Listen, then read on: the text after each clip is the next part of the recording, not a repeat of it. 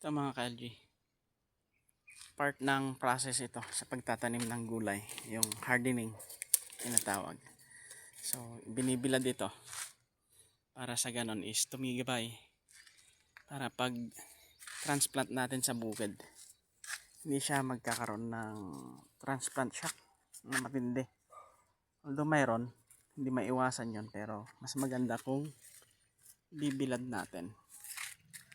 So pinapatibay natin na siya from here dito sa nursery papunta dito sa direct sunlight.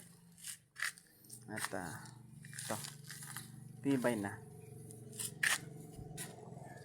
Pangatlong araw na niya ito ngayon. So fully sunlight yung kanyang process na, para sa ganun is yun nga, tumibay. Okay. So isang tip ito para sa mga nagtatanim ng mga baguhan. Yung mga legend, alam niya na ito. Okay.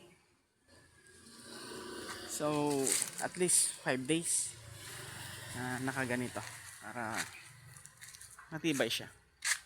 Okay. Calex to F1 yung variety nito.